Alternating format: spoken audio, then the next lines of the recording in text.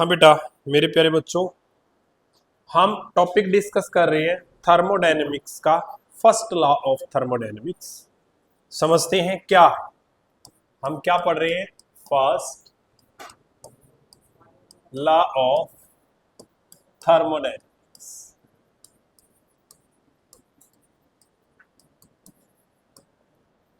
First law of thermodynamics क्या बताया जी इस लॉ ने? ये जो फॉर्मल एक्सपीरियंस है ह्यूमन के, उनके ऊपर बेस्ड है। तो सबसे मेन पॉइंट इसमें क्या बताया गया, एनर्जी जो होती है, energy can not be created nor destroyed, it can transform one form to another form. एक फॉर्म से हम दूसरी फॉर्म में एनर्जी को ट्रांसफॉर्म कर सकते हैं। ओके, जिसमें हमने पढ़ा delta U is equal to Q plus W. This one is the first law of thermodynamics. Here delta U और डेल्टा ई, यहां पर ये दोनों ही सिंबल आ सकते हैं, जिसको बताया internal energy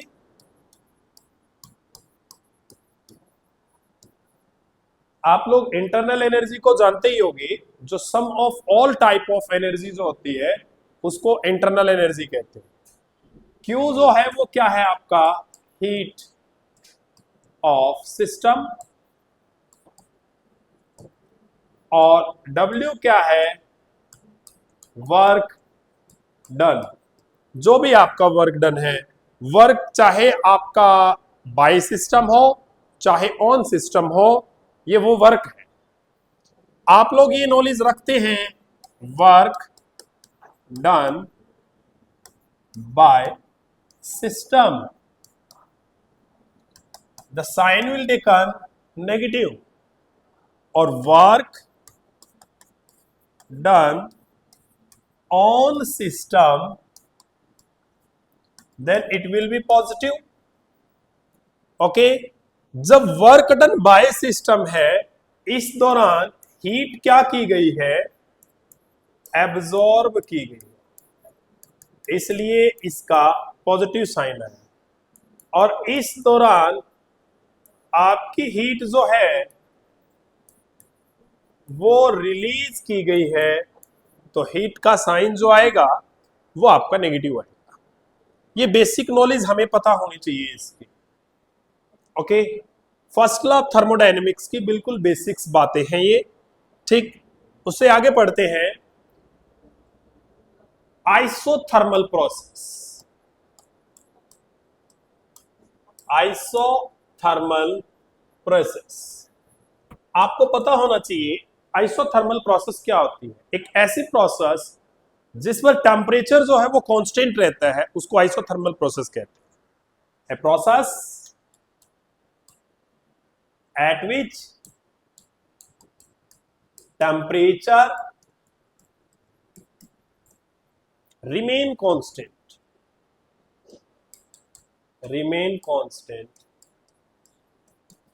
are called isothermal process।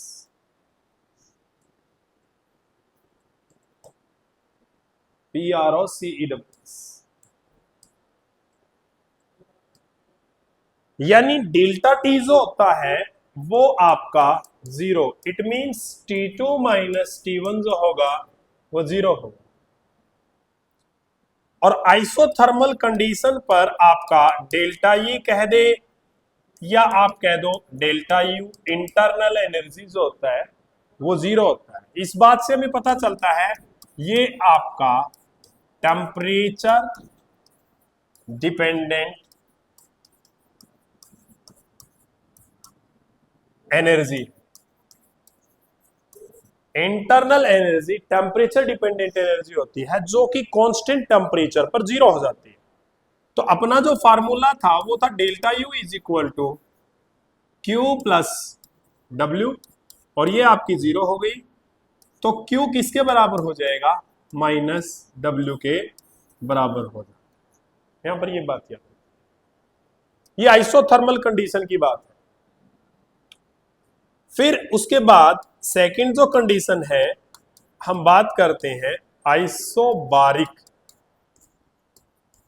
Condition.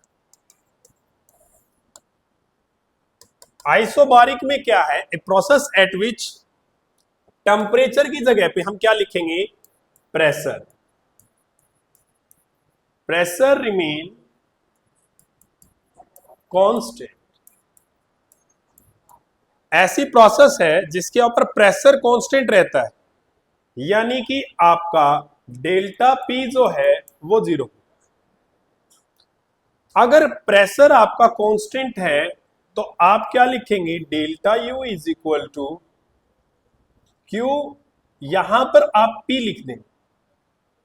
क्या लिखेंगे? Q P.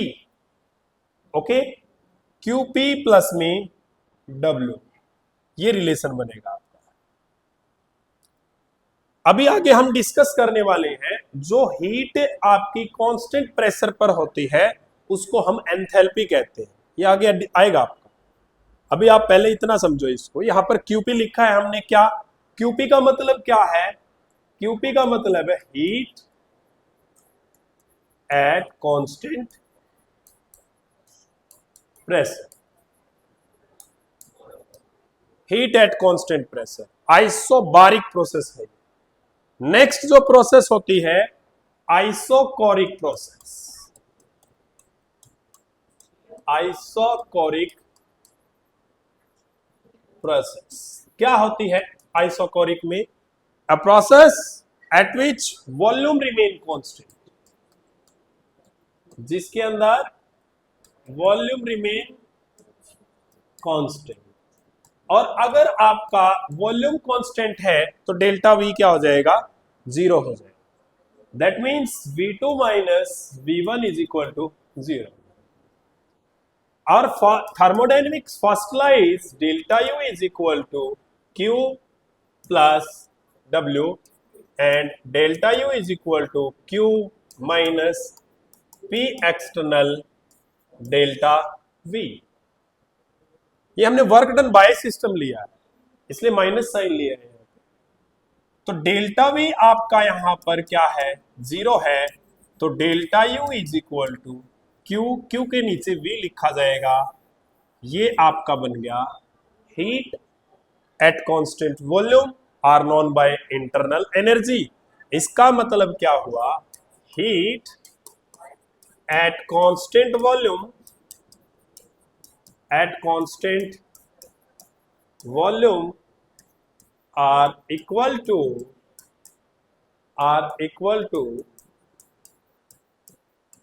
Internal energy. Constant volume जो होता है उस पर अपनी हीट जो है वो किसके बराबर आ जाती है? इंटरनल एनर्जी के बराबर आ जाती है। ठीक है। Next, adiabatic process. Adiabatic process क्या होता है? ए प्रोसेस एट विच, एक ऐसी प्रोसेस जिसमें Q is equal to zero, heat zero होती है। समझ में आया? चेंज इन हीट जो होती है, चेंज इन हीट क्या होती है आपकी? जीरो होती है। There is no change in heat. Heat zero हो गई तो हम क्या लिखेंगे? Delta U is equal to Q minus Q plus में डब्ल्यू, और ये जीरो हो गई तो इंटरनल एनर्जी किसके बराबर आ जाएगी? वर्क डन के बराबर आ जाएगी।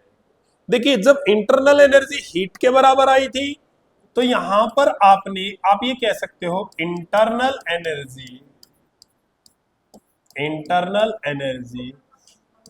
As a path function. यहां पर इंटरनल एनर्जी अगर हीट के बराबर आ गई है तो हम उसको कहेंगे internal energy as a path function. Question आपका ये आ सकता है कि इंटरनल एनर्जी को स्टेट सिस्टम से पाथ सिस्टम कैसे बनाया जा सकता है। जब आइसोकोरिक प्रोसेस होती है, वॉल्यूम जीरो हो जाता है, इंटरनल एनर्जी किसके बराबर आती है, हीट के बराबर आती है, और हीट जो हमारी होती है वो पाथ फंक्शन होती है। तो इस प्रोसेस के दौरान इंटरनल एनर्जी को पाथ फंक्शन बोला जाता है। जेईई मेंस में और नीट में बहुत पूछा गया है क्वेश्चन। अब यहां पर जैसे डेल्टा यू डब्ल्यू के बराबर आ गया, तो यहां पर हम क्या कह सकते हैं, इंटरनल एनर्जी जो है, internal energy as a path function. यहां पर इंटरनल एनर्जी पाथ फंक्शन बन गई है। कैसे बनी है, जब आपकी एडियाबैटिक प्रोसेस हुई उसमें भी ये पाथ फंक्शन बन गई है। ओके, दोनों जगह पे इंटरनल एनर्जी पाथ फंक्शन बन गई है। कब बन गई वो आप लोगों ने अच्छे से देख लिया, जब एक जगह ये हीट के बराबर आ गई है और एक जगह जब ये किसके बराबर आ गई है,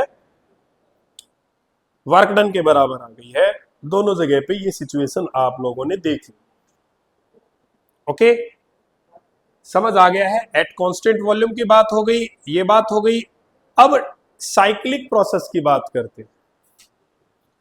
हम किसकी बात करते हैं, साइक्लिक प्रोसेस की बात करते हैं। During cyclic process, during cyclic process, जो साइक्लिक प्रोसेस है उसमें ऑल स्टेट फंक्शन और all state function become zero, become zero during cyclic process, during cyclic process. Cyclic process के दौरान जितने भी स्टेट फंक्शन है वो सारे जीरो हो जाते हैं। जैसे हम कहेंगे डेल्टा ई भी जीरो हो गया है, डेल्टा ई किसके बराबर जीरो, डेल्टा एच भी जीरो, डेल्टा पी भी जीरो, डेल्टा टी भी जीरो, डेल्टा जी भी जीरो। मतलब जितने भी आपने ये फंक्शन लिए हुए हैं स्टेट फंक्शन, डेल्टा वी भी जीरो, ये सब जीरो हो जाते हैं। कब, साइक्लिक प्रोसेस में। क्यों, क्योंकि आपको पता है जो आपका स्टेट फंक्शन जो होता है, स्टेट फंक्शन किस पर डिपेंड करता है, depend initial, initial and final position. अगर जिसकी इनिशियल और फाइनल पोजीशन सेम होगी तो जीरो हो गया। साइक्लिक प्रोसेस क्या होती है, ये साइक्लिक प्रोसेस है, कोई चीज यहां से चलकर यहीं पर आ गई तो वो जीरो हो गई। तो आप लिखोगे cyclic process of delta P always be zero. ये साइक्लिक प्रोसेस का सिंबल होता है। कोई चीज जहां से शुरू हुई, साइक्लिक में तो यही होता है ना, यहां से शुरू हुई कोई चीज और यहां से ऐसे चल के ऐसे चल के ऐसे चल के ऐसे चल के यहीं पर आ गई, इनिशियल और फाइनल पोजीशन जिसकी सेम है तो वो जीरो हो गई। समझ आया। तो साइक्लिक प्रोसेस में जितने भी आपके स्टेट फंक्शन हैं वो क्या हो जाते हैं, जीरो हो जाते हैं। समझ रहे हो आप लोग, ठीक है। तो आपकी साइक्लिक प्रोसेस के दौरान आप क्या लिखोगे, delta E is equal to Q plus में डब्ल्यू, और ये आपका जीरो हो गया तो Q is equal to minus W. ये बात बन गई है। ओके, वर्क डन आपका हीट के बराबर आ गया है। ठीक है, अब बात करते हैं during isobaric process, during isobaric process, isobaric process को डिस्कस करते हैं अभी। हाँ जी बेटा, हम देख रहे थे आइसोबारिक प्रोसेस में, आइसोबारिक प्रोसेस में क्या देखा गया, जो H होता है वो किसके बराबर बताया गया, U प्लस पीवी के बराबर बताया। हेल्महोल्ट्ज एक साइंटिस्ट है, उन्होंने बताया, Helmholtz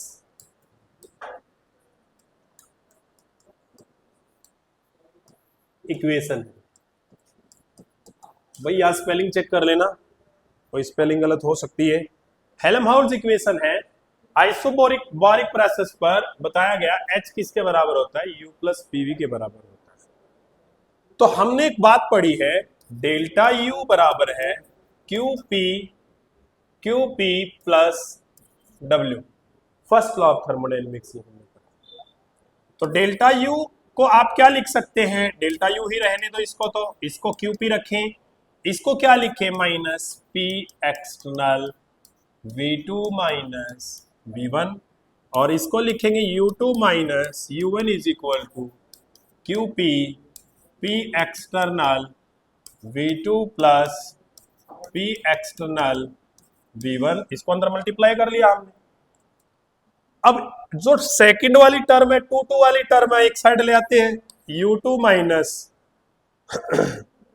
U2 plus P external V2 is equal to QP plus, इसको उधर ले, U1 plus P external V1, ये कह सकते हैं। मतलब 1 1 वाली एक तरफ, 2 2 वाली एक तरफ, और हमने U प्लस पीवी को क्या कहा है, H। अगर 2 सिंबल है तो इसको हमने क्या कह देंगे, H2, QP प्लस H1। क्या किया हमने, H किसको कहा, U प्लस पीवी को हमने क्या कहा है, H कहा है। तो हम कह सकते हैं H2 minus H1 is equal to QP, ये बन गया, H2 minus H1 is equal to QP बन गया। ओके, तो हम यहां से कह सकते हैं delta H is equal to QP के बराबर at constant pressure, at constant pressure heat is equal to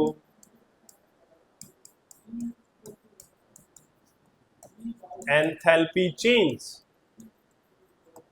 हमने कांस्टेंट प्रेशर के ऊपर हीट को एंथैल्पी चेंज के बराबर समझा, और आपने delta U is equal to QE पढ़ा था, ये एट कांस्टेंट है वॉल्यूम, यानी अपने पास दो चीजें हो गई है। अगर हमारा वॉल्यूम है तो हमारी हीट इंटरनल एनर्जी कहलाती है, अगर कांस्टेंट प्रेशर है तो हमारी हीट एंथैल्पी कहलाती है। क्या चीज कही मैंने, एट कांस्टेंट वॉल्यूम जो अपनी हीट है वो किसके बराबर है, डेल्टा U, और आप कह सकते हो डेल्टा E, यानी इंटरनल एनर्जी के बराबर।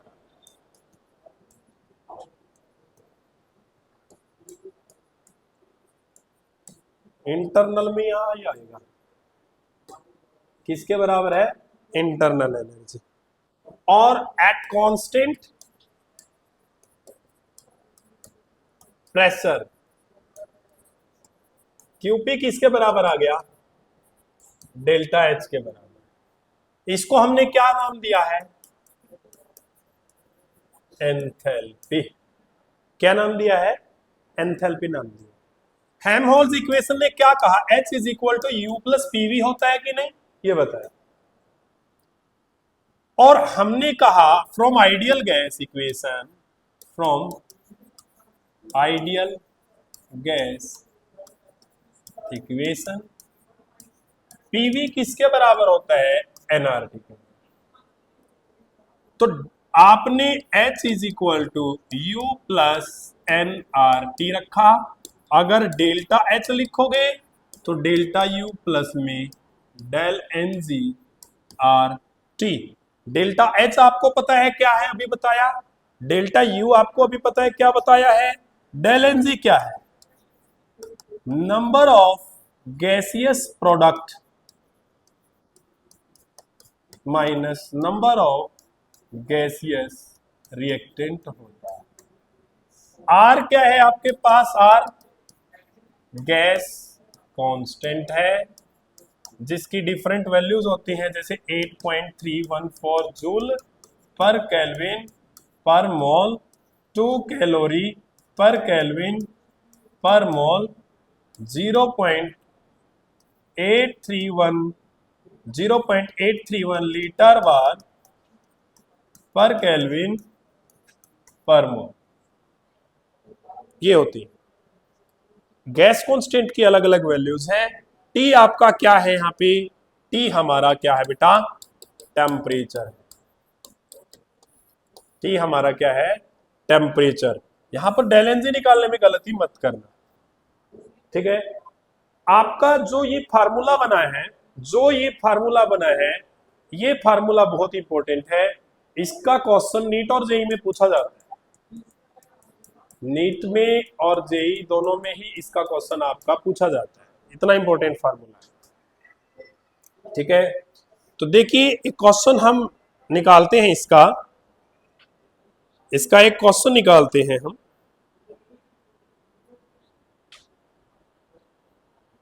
पहले तो डेल एन जी की वैल्यू को समझो। आप डेल एन जी कैसे निकालोगे?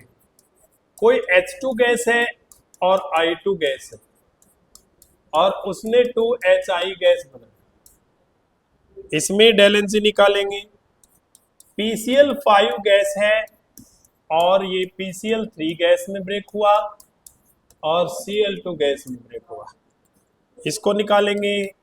N2 गैस है आपका, 3H2 भी गैस है और 2NH3 बनाया गैसियस में, इसके अंदर भी डेल एन जी निकालेंगे हम और फिर एक क्वेश्चन सोल्व करेंगे जिस टाइप का आपके पेपर में आता है। देखिए यहां डेल एन जी की वैल्यू निकालोगे तो number of gaseous product minus number of gaseous reactant. Gaseous product कितने हैं? 2 और रिएक्टेंट कितने हैं? 2। तो 2 माइनस 2 इज इक्वल टू 0। यानी इस इक्वेशन के लिए डेल एन जी की वैल्यू कितनी आ गई है? 0। अब इस इक्वेशन के लिए डेल एन जी की वैल्यू आप निकालोगे तो क्या बन गया है? जब डेल एन जी की वैल्यू 0 आ जाती है, अपनी इक्वेशन क्या थी? Delta H is equal to delta U plus में del N g R T. तो ये तो सारा क्या हो जाएगा? 0। तो ऐसी स्थिति में डेल्टा एच किसके बराबर हो जाएगा? आपका डेल्टा यू के। इंटरनल एनर्जी में और हीट एंथैल्पी में कोई भी डिफरेंस नहीं है ऐसी सिचुएशन में, जब डेल एन जी की वैल्यू 0। समझ आ रहे हैं सभी बच्चों? लेकिन अब अगर डेल एन जी की वैल्यू देखना, यहां पर डेल एन जी की वैल्यू क्या है कि 1 और 1 2, 2 माइनस 1 1 आ गया, यानी डेल एन जी जो है वो ग्रेटर देन 0 है। तो आप एक बात बताएं, डेल एन जी 0 से ज्यादा है तो डेल्टा यू में कुछ ना कुछ ऐड हुआ है। किस में ऐड हुआ? डेल्टा यू में, तब वो इसके बराबर आया है। तो ऐसी परिस्थिति में आपका डेल्टा एच बड़ा रहता है डेल्टा यू से। कॉमन सेंस लगाओ थोड़ा सा। क्यों? क्योंकि delta H is equal to delta U plus में del N g R T. अब इसके अंदर डेल एन जी तो चलो 1 है, आर टी की मल्टीप्लीकेशन ऐड हुई है ना इसमें, कुछ ना कुछ जब इसमें ऐड कर रहे तब इसके बराबर आ रहा है। इसका मतलब ये छोटा था तभी तो ऐड हुआ, यही बात समझ में? ये छोटा था तभी तो ऐड हुआ। अब इसके केस में देखो, डेल एन जी की वैल्यू निकालते हैं, क्या आएगी? 2 माइनस 3 और 1 4, 4 माइनस 2। यहां पर डेल एन जी की वैल्यू 0 से छोटी है, तो आप कहोगे सर इसमें वैल्यू पुट करते हैं तो delta H is equal to delta U minus 2 R T बन जाएगा। डेल एन जी की वैल्यू यहां पर कितनी है? -2 है। तो जब डेल्टा यू में से कुछ ना कुछ घटाया, जब डेल्टा एच के बराबर आया, दैट मीन्स ये बड़ा था, तो हम ये कहेंगे ऐसे केस में delta U greater than delta H. ऐसे ऐसे क्वेश्चन पूछ लेते हैं आपसे पेपर में, बिल्कुल आसान होते हैं। जो नीट में इस तरीके के क्वेश्चन पूछे जाते हैं और बच्चे कंफ्यूज हो जाते हैं कि कहां से आ गए, इसको कैसे सोल्व करूं मैं, जो कि होते बहुत सिंपल है। बस आपको टेंशन नहीं लेने का, टेंशन लिया तो सारा मामला खराब। ठीक है, चलो अब दो क्वेश्चन हम डिस्कस करते हैं। ठीक है, हम दो क्वेश्चन डिस्कस कर लेते हैं। क्या क्वेश्चन है? The heat of reaction for, एक अपने पास C10H8 ऐसे सॉलिड करके गिवन है और 12O2 गिवन है गैसीय स्टेट में, और इसमें 10CO2 गिवन है गैस प्लस 4H2O लिक्विड। एक ये रिएक्शन गिवन है और इसके दौरान eight constant volume, heat at constant volume ऐसे लिखा हुआ है। क्या? Heat at constant volume, constant volume. फिर उसको उसने क्वेश्चन में डायरेक्ट दिया कितनी, -1228.2 kilo calorie at 25 degree Celsius, at 25 degree Celsius. Calculate heat of reaction at constant pressure. क्या बोला? Calculate heat of reaction at constant pressure, constant pressure पर पूछा गया। तो इस सिचुएशन में आपको क्या पता है, जब कोई भी केमिकल रिएक्शन गिवन है और उसमें आपसे हीट निकलवा रहा है, चाहे कांस्टेंट वॉल्यूम पर निकलवाता है चाहे कांस्टेंट प्रेशर पर निकलवाता है, आपने डायरेक्ट सीधा एक फार्मूला लिख लेना है, delta H is equal to delta U plus में del N g R D. बात खत्म। पहली बात तो आपने फार्मूला लिखा। अब इसने heat at constant volume given है, तो कांस्टेंट वॉल्यूम वाली हीट कौन सी है? Delta you. कितनी वैल्यू गिवन है? 2 किलो कैलोरी। जो इस क्वेश्चन में इस किलो को बदल लेगा वो बच जाएगा यही पे, इसको चेंज कर लिया करो। मोस्टली क्वेश्चन बच्चे इस किलो की वजह से गलत कर लेते हैं, 10⁻³ कैलोरी बन गया।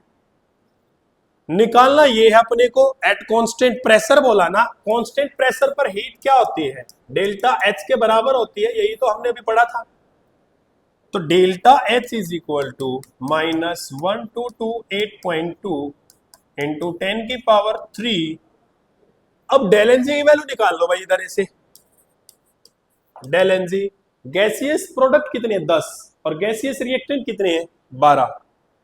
तो हम क्या करेंगे? 10 - 12 -2। तो यहां पर -2 आई तो वैल्यू पुट कर दो -2। आर की वैल्यू क्या है आपकी? 2 कैलोरी। अभी मैंने बताया था जब आपको गैस कांस्टेंट की वैल्यू मैं आपको समझा रहा था, तो कैलोरी में गैस कांस्टेंट की वैल्यू 2 कैलोरी पर केल्विन मोल होती है। तो आर की वैल्यू कितनी बताई मैंने? 2 बताई है। और टेम्परेचर कितना बताया? 25 डिग्री सेल्सियस। 25 डिग्री सेल्सियस को 25 प्लस में 273 केल्विन ऐड कर देंगे तो कितना बन जाएगा? 298 केल्विन। तो इसमें 298 से मल्टीप्लाई कर, और आप इसको सॉल्व कर लेंगे तो किसकी वैल्यू आ जाएगी? डेल्टा एच की वैल्यू आएगी। और जब हम इसको सॉल्व करते हैं तो आपका आंसर आता है -1229.392 कैलोरी। इसको सॉल्व करोगे तो आंसर क्लियर है। इस टाइप का क्वेश्चन जो है आपके एग्जाम में पूछा जाता है। ठीक है, एक और क्वेश्चन है, लास्ट वन, आप कर लीजिए इस क्वेश्चन को। ठीक है, आप खुद से करना है इस क्वेश्चन को। The heat of combustion of gaseous methane, क्या बोला? Heat of combustion of gaseous methane, gaseous methane क्या होता है? गैसियस मीथेन CH4 को कहते हैं। ठीक है, एट कांस्टेंट वॉल्यूम, एट, इसको ठीक से कर लेना, यहां लगा लेना इसको, eight constant volume, at constant volume is measured in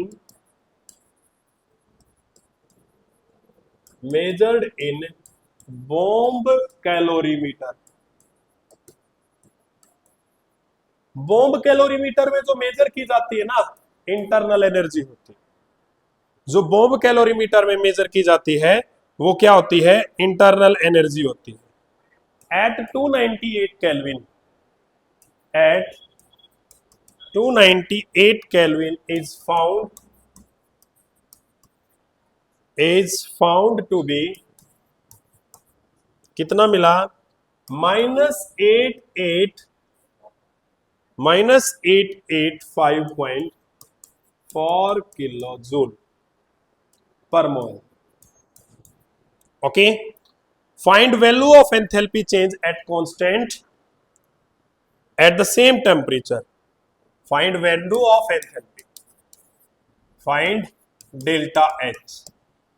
आप लोगों को एक बात ध्यान रखनी है, कंबसन ऑफ मीथेन, जब कोई भी ऑर्गेनिक कंपाउंड जलता है तो वो क्या देता है? CO2 देता है और H2O देता है, ये लिक्विड बनेगा। और इसको बैलेंस कर लेना, ये भी आपका गैस है, यहां आपके हाइड्रोजन कितने बनेंगे? 2 बन गया, और 2 ऑक्सीजन और 2 ऑक्सीजन 2 O2, इसको बैलेंस कर लेना। और आप अपना फार्मूला लगाकर इस फार्मूले से इस क्वेश्चन का आंसर निकालोगे, ठीक है? तो आपका आंसर आएगा -890.355 किलो जूल। ये आंसर आएगा आपका। इसको सॉल्व करके देखना, इंपॉर्टेंट क्वेश्चन है जेई एंड नीट के लिए, और आपके स्कूल में जो एग्जाम्स होते हैं 11th क्लास में, उनमें भी पूछा जाता है। ओके, तो देखते रहिए थर्मोडायनेमिक्स की वीडियोस और अदर वीडियोस भी, और अपने कंसेप्ट क्लियर कीजिए। Thank you.